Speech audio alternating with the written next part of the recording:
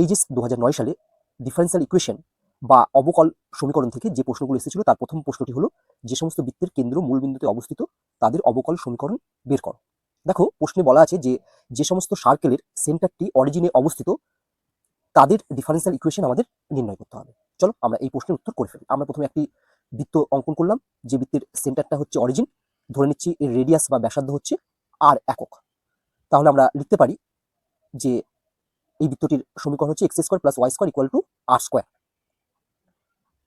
তাহলে আমরা কি বলতে পারবো দেখো, তাহলে আমরা লিখতে পারবো যে যে সমস্ত বৃত্তের কেন্দ্র মূল বিন্দুতে অবস্থিত তাদের সমীকরণ x square plus y square equal to r square, যেখানে আর হলো বৃত্তের ব্যাসার্ধ। এবার দেখো এই বৃত্তের সমীকরণটিতে আর হচ্ছে একটি ধ্রুবক পদ বা প্যারামিটার, এবং এখানে একটি মাত্রই ধ্রুবক পদ আছে। তাহলে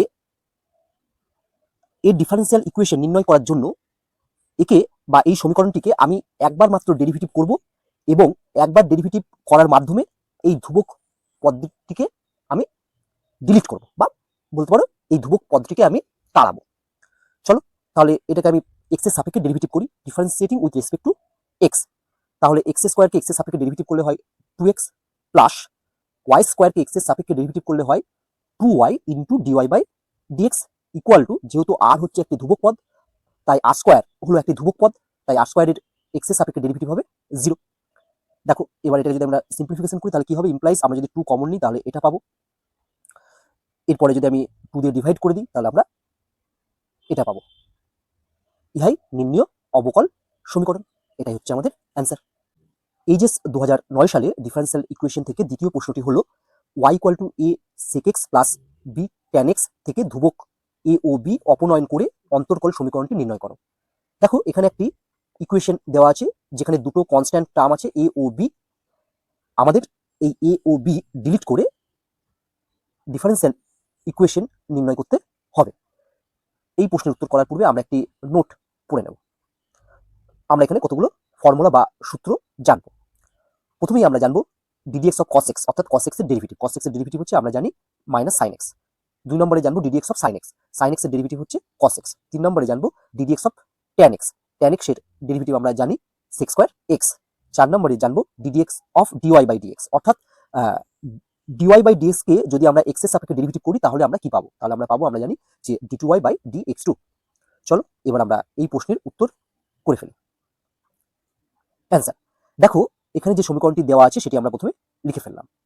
এখানে দুটো ধ্রুবক পদ আছে, একটি হচ্ছে এ একটি হচ্ছে বি, ঠিক আছে, এবং সেই দুটো ধ্রুবক পদ দেখো সেপারেট মানে আলাদা আলাদা।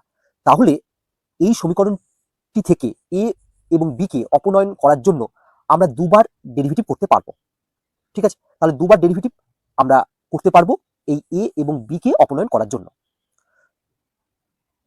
নেক্সট লাইনে আমরা লিখছি ইমপ্লাইজ ওয়াই ইকুয়াল টু, দেখো এই sec x কে আমরা লিখতে পারি 1 বাই cos x, তাহলে a into 1 by cos x মানে আমরা লিখতে পারবো a by cos x plus b into tan x কে আমরা লিখতে পারি sin x by cos x, তাহলে b into sin x by cos x মানে আমরা লিখতে পারবো b sin x by cos x। এবার যদি এটাকে আমরা সিম্পলিফাই করি তাহলে দেখো আমরা কি পাই, না আমরা পাবো y equal to cos x লসগু হবে, আর আমরা পাবো a plus b sin x, অর্থাৎ y equal to a plus b sin x by cos x। এবার যদি আমরা কোনাগুনি গুণ করি অর্থাৎ ক্রস মাল্টিপ্লিকেশন করি তাহলে আমরা পাবো implies y cos x equal to a plus b sin x। এবার যদি আমরা এটাকে x এর সাপেক্ষে ডেরিভেটিভ করি তাহলে কি পাবো দেখি, না differentiating with respect to x। দেখো y ইন্টু cos x আছে, তাহলে এখানে u ইন্টু v এর ফর্মুলা প্রয়োগ হবে। আমরা ধরে নিচ্ছি এটা হচ্ছে u, অর্থাৎ yটা u এবং cos x টা হচ্ছে v।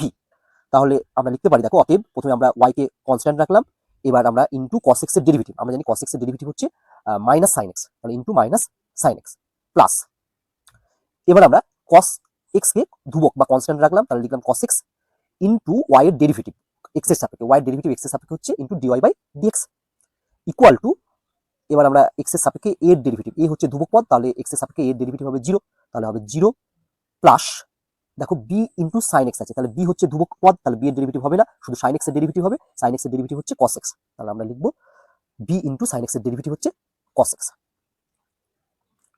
দিস ইমপ্লাইজ আমরা লিখতে পারবো দেখো পরের লাইনে জাস্ট সিম্পলিফাই করলে পাবো আমরা cos x into dy by dx, অর্থাৎ এই টার্মটিকে আমরা আগে লিখলাম, minus y sine x equal to b cos x। এরপর আমরা কি করব, দেখো আমরা একবার ডেরিভেটিভ করে এটা পেয়েছি, আমরা আর একবার ডেরিভেটিভ করতে পারবো, কারণ এখানে দুটো ধ্রুবক পদ ছিল এ ও বি, তাই আমরা দুবার ডেরিভেটিভ করে ধ্রুবক পদ দুটিকে অপনয়ন করতে পারবো। তার জন্য আমরা কি করব, দেখো এখানে আমরা দেখতে পাচ্ছি যে আর একটি ধ্রুবক পদ বি আছে, তাহলে এই বিটিকে অপনয়ন করতে হবে, কিন্তু দেখতে পাচ্ছি আমরা বি এর সঙ্গে cos x মাল্টিপ্লাই আছে, তাহলে এটাকে যদি ডেরিভেটিভ করি তাহলে এখান থেকে দেখবে বি অপনয়ন করা যাবে না। তার জন্য আমরা কি করব, এই cos x টিকে এই বি থেকে আলাদা করে দেবো, তাহলে বি একা হয়ে যাবে, তখন আমরা যদি বি কে ডেরিভেটিভ করি তাহলে তার ডেরিভেটিভ শূন্য হয়ে যাবে। তার জন্য আমরা প্রথমে বি থেকে cos x কে আলাদা করব, তার জন্য আমরা উভয় পক্ষকে cos x দিয়ে ডিভাইড করে দেবো, তাহলে আমরা লিখতে পারবো, দেখো দিস ইমপ্লাইজ, এই টার্মটিকে যদি cos x দিয়ে ডিভাইড করি তাহলে আমরা পাবো হচ্ছে dy বাই dx, মাইনাস এই টার্মটিকে যদি cos x দিয়ে ডিভাইড করি তাহলে হবে y into sine x by cos x, তাহলে আমরা লিখতে পারবো y ইন্টু ট্যান এক্স, তাহলে আমরা লিখলাম y tan x equal two এই টার্মটিকে cos x দিয়ে ডিভাইড করলে cos x কেটে যাবে, শুধু থাকবে হচ্ছে b। এরপর কি করব, এরপর আমরা আবার ডেরিভেটিভ করব, আবার ডেরিভেটিভ করলে কি হবে, দেখো এই b এর ডেরিভেটিভ আমার শূন্য হয়ে যাবে, তাহলে দেখবে যে সমীকরণটি থাকবে সেখানে a এবং b কেউ থাকবে না।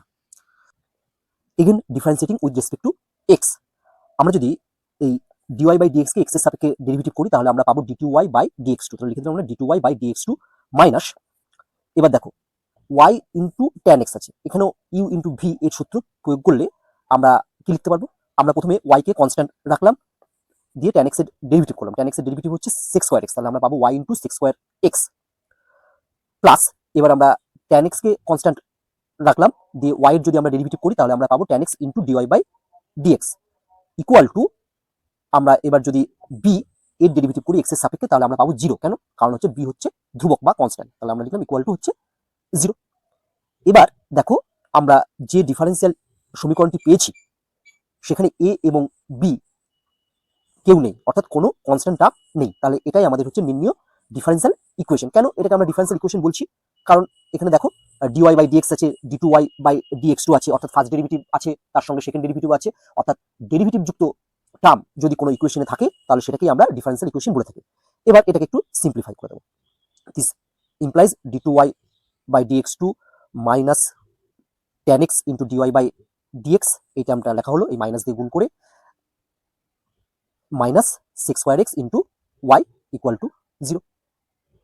ইহাই নির্ণীয় অন্তর্কল সমীকরণ, এটাই আমাদের অ্যান্সার।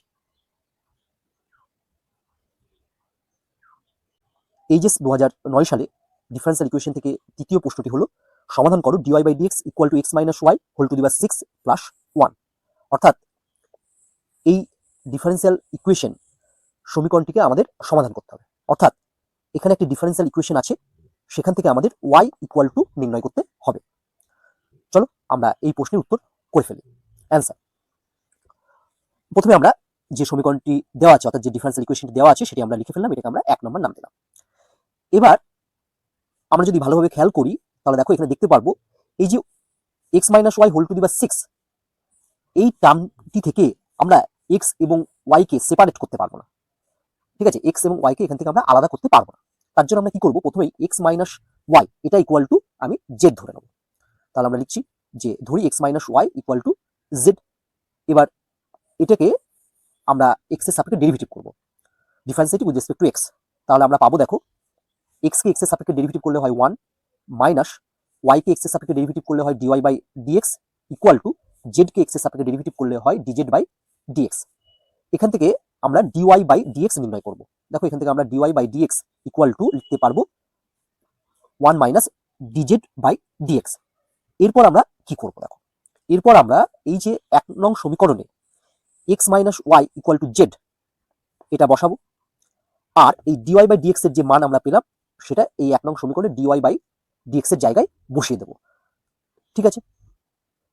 চলো তাহলে আমরা এবার 1 নং সমীকরণে এই মানগুলো সব বসিয়ে দিই, তাহলে কি পাবো দেখো, অতএব ফর্ম 1, তাহলে আমরা মানগুলো ফর্ম 1 এ বসালে দেখবে প্রথমে পাবো হচ্ছে 1 minus dz by dx equal to z to the power 6 plus 1, উভয় পক্ষ থেকে আমরা 1 কে যদি বাদ দিয়ে দিই তাহলে ইমপ্লাইজ আমরা পাবো হচ্ছে minus dz by dx equal to z to the power 6। এবার দেখো এটাকে আমরা সহজেই সেপারেশন করতে পারবো। সেপারেশন মানে এই ডিজেড এই টার্মটি এবং তার সঙ্গে জেড যুক্ত ভ্যারিয়েবল, আর এই ডিএক্স এই টার্মটি এবং তার সঙ্গে কনস্ট্যান্ট বা এক্স যুক্ত ভ্যারিয়েবল আমরা একসঙ্গে আলাদা করে লিখতে পারবো। অর্থাৎ দেখো বিষয়টা আমি কি বলতে চাইছি, পরের লাইনে তাহলে আমরা লিখবো দিস ইমপ্লাইজ, লিখতে পারি দেখো dz by z to the power 6, অর্থাৎ আমরা লিখছি dz by z to the power 6 equal to minus dx. এবার দেখো এখানে সব জেড যুক্ত টার্মগুলো আছে, আর এখানে এক্স যুক্ত টার্ম বা কনস্ট্যান্ট টার্মগুলো সব আছে। নেক্সট লাইনে আমরা লিখতে পাচ্ছি this implies z to the power minus 6 dz equal to minus dx. উভয় পক্ষে আমরা ইন্টিগ্রেশন নিলে পাবো হচ্ছে এটা। এবার দেখো আমরা রাফে একটি ফর্মুলা লিখছি, না integration z to the power n dz equal to হয় z to the power n plus 1 by n plus 1 plus C. আমরা এই ফর্মুলাটি যদি এখানে প্রয়োগ করি তাহলে কি পাবো দেখো, তাহলে আমরা পাবো হচ্ছে দিস ইমপ্লাইজ, এটা থেকে আমরা পাবো z to the power minus 5 by minus 5 equal to, আমরা জানি ডিএক্স ইন্টিগ্রেশন হচ্ছে এক্স, তাহলে হচ্ছে মাইনাস এক্স। এবার আমরা একটা ধ্রুবক পদ মানে ইন্টিগ্রেটিং কনস্ট্যান্ট আমরা এখানে প্লাস সিও নিতে পারি, কিন্তু অঙ্কের সুবিধার জন্য আমি নিলাম হচ্ছে মাইনাস সি বাই 5। তোমরা এখানে প্লাস সি নিলেও হবে, ঠিক আছে। আমি কেন মাইনাস সি বাই 5 নিলাম, তাহলে উভয় পক্ষ থেকে মাইনাসটি কেটে গিয়ে সব পজিটিভ হয়ে যাবে, আর এই যখন 5টা আমি এদিকে মাল্টিপ্লাই করবো তখন এখান থেকে এই 5টিও কেটে যাবে, ঠিক আছে। তোমরা প্লাস সি নিয়েও ক্যালকুলেশন করতে পারো। দেখো এবার আমরা নেক্সট লাইনে কি লিখবো, না পাশে লিখে দিলাম যেখানে হচ্ছে সি বাই 5 হলো সমাকলন ধ্রুবক। তাহলে নেক্সট লাইনে লিখছি implies z to the power minus 5 equal two, এই মাইনাস 5 দিয়ে যদি আমরা এদিকে মাল্টিপ্লাই করে দিই তাহলে আমরা পাবো হচ্ছে 5x plus C. This implies আমরা লিখতে পারি এটা। এবার এখানে যদি আমরা জেড এর মান বসিয়ে দিই, আমরা জেড এর মান কত ধরেছিলাম, জেড এর মান ধরেছিলাম এক্স মাইনাস ওয়াই, এখানে যদি জেড এর মান বসিয়ে দিই তাহলে আমরা পাবো হচ্ছে this implies 1 by x minus y whole to the power 5 equal to 5x plus c. ইহাই নির্ণয় সমাধান, এটাই আমাদের অ্যান্সার। এই যে 2009 সালের ডিফারেন্সিয়াল ইকুয়েশন থেকে 4 নম্বর প্রশ্নটি হলো সমাধান করো cos square x into d2y by dx2 equal to tan x, দেওয়া আছে y ইকুয়াল টু 0 এবং dy by dx equal to 1 যখন x equal to pi by 4। তাহলে এখানে একটি ডিফারেন্সিয়াল ইকুয়েশন দেওয়া আছে, সেটিকে সলভ করতে হবে, অর্থাৎ সেখান থেকে আমাদের y ইকুয়াল টু নির্ণয় করতে হবে। যেহেতু এখানে ডবল ডেরিভেটিভ আছে তাই আমরা এই সমীকরণটি সলভ করার সময় দুটো ধ্রুবক পদ পাবো। সেই দুটো ধ্রুবক পদ বা কনস্ট্যান্টের মান আমাদের নির্ণয় করে ওই সমীকরণে বসাতে হবে। সমীকরণে মানে আমাদের যে y ইকুয়াল টু থাকবে সেই সমীকরণে বা তার আগে যে কোনো মুহূর্তে সেই দুটো কনস্ট্যান্টের মান নির্ণয় করে বসাতে হবে। সেই কনস্ট্যান্ট বা ধ্রুবকের মান নির্ণয় করার জন্য আমাদের এই y equal to 0, dy by dx equal to 1 এবং x equal to pi by 4 এগুলোকে ব্যবহার করতে হবে। চলো আমরা এই প্রশ্নের উত্তর করে ফেলি। অ্যান্সার আমরা প্রথমে প্রদত্ত সমীকরণটি লিখে ফেললাম। নেক্সট লাইনে আমরা লিখছি দিস ইমপ্লাইজ, এখান থেকে আমরা লিখতে পারবো d2y by dx2 equal to tan x by cos square x। This implies d2y by dx2 equal to tan x into, আমরা জানি যে 1 বাই cos স্কয়ার x মানে হচ্ছে sec স্কয়ার x, তাহলে আমরা লিখবো ইনটু sec স্কয়ার x। এবার দেখো আমরা নেক্সট লাইনে কি লিখছি, দিস ইমপ্লাইজ নেক্সট লাইনে আমরা এই d2y বাই dx2 কে একটু সাজিয়ে লিখবো। দেখো কিভাবে লিখছি, একে আমরা লিখতে পারি dy বাই dx প্রথমে লিখলাম। এবার দেখো dy বাই dx কে যদি আমি x এর সাপেক্ষে ডেরিভেটিভ করি তবেই আমার d2y বাই dx2 পাওয়া যায়। তাহলে আমরা আগে লিখে দিচ্ছি ddx, অর্থাৎ ddx of dy by dx মানেই হচ্ছে d2y বাই dx2, ঠিক আছে। বিষয়টি তোমরা বুঝতে পারলে, অর্থাৎ d2y বাই dx2 কে আমরা লিখলাম d by dx of dy by dx, অর্থাৎ dy বাই dx এর x এর সাপেক্ষে ডেরিভেটিভই হলো d2y by dx2 equal to, আমরা যা আছে তাই লিখে ফেললাম। নেক্সট লাইনে আমরা লিখছি দেখো যে d of dy by dx equal to tan x into sec square x into dx, অর্থাৎ আমরা এই dx টিকে এই দিকে মাল্টিপ্লাই করে দিলাম। এবার আমরা বোথ সাইডে কি নেবো, না ইন্টিগ্রেশন নিচ্ছি। বোথ সাইডে ইন্টিগ্রেশন নিলে আমরা এটা পেলাম।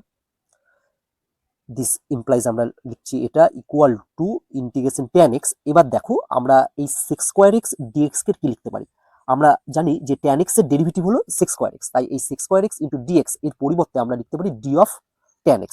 দেখো d অফ tan x মানে হচ্ছে sec স্কয়ার x dx।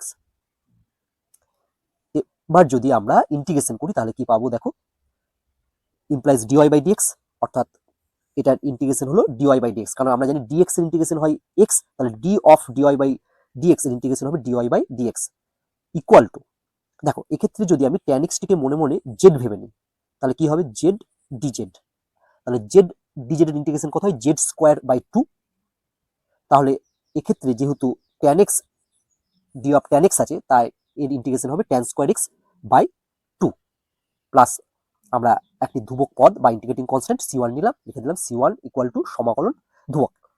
এই সমীকরণটির আমরা নাম দিলাম 1 নং সমীকরণ। এবার দেখো এখানে যে সমাকলন ধ্রুবক C1 আছে, এই C1 এর মান আমাদের নির্ণয় করতে হবে। কেন নির্ণয় করতে হবে? কারণ প্রশ্নে দেখবে কতগুলো ভ্যালু দেওয়া আছে, তাই আমাদের এই C1 এর মানটি নির্ণয় করতে হবে। এই 1 নং সমীকরণে আমরা দেখতে পাচ্ছি ডিওয়াই বাই ডিএক্স আছে এবং একটি চলরাশি এক্স আছে। এবার যদি আমরা প্রশ্নে যাই তাহলে দেখো দেখতে পাচ্ছি আমাদের প্রশ্নে দেওয়া আছে dy by dx equal to 1 এবং x equal to pi by 4। তাহলে আমরা 1 নং সমীকরণে dy by dx equal to 1 এবং x equal to pi by 4 বসিয়ে C1 এর ভ্যালু নির্ণয় করতে পারবো। তাহলে আমরা লিখছি যে এখন 1 নং এ dy by dx equal to 1 এবং x equal to pi by 4 বসিয়ে পাই।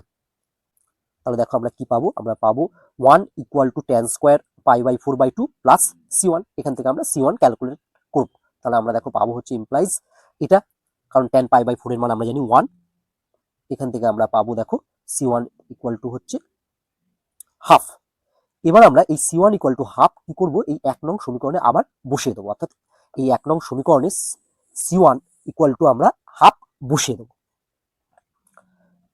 তাহলে আমরা লিখতে পারি অতএব ফ্রম 1 নং C1 ইকুয়াল টু হাফ বসিয়ে দিলে আমরা পাবো dy by dx equal to tan square x by 2 plus half.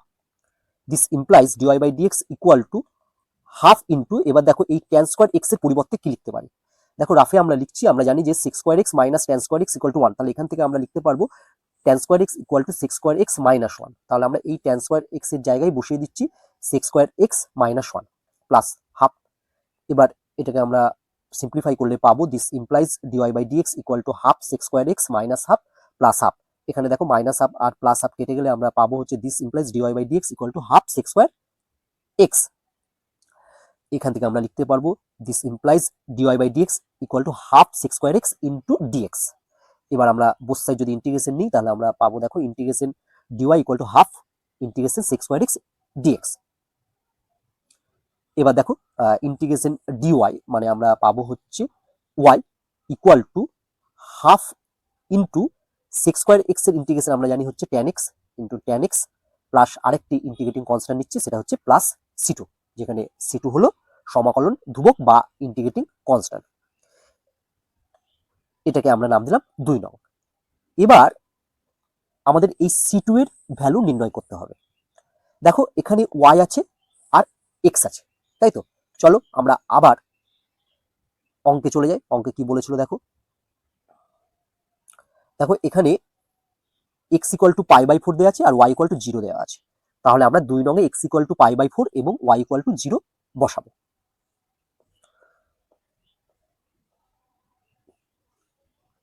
এখন 2 নং এ y equal to 0 x equal to pi by 4 বসিয়ে পাই। তাহলে 2 নং এ যদি y এর মান 0 বসাই আর x এর মান পাই বাই 4 বসাই তাহলে পাবো 0 equal to half into tan pi by 4 plus C2। আমরা জানি যে ট্যান পাই বাই 4 এর মান হচ্ছে 1।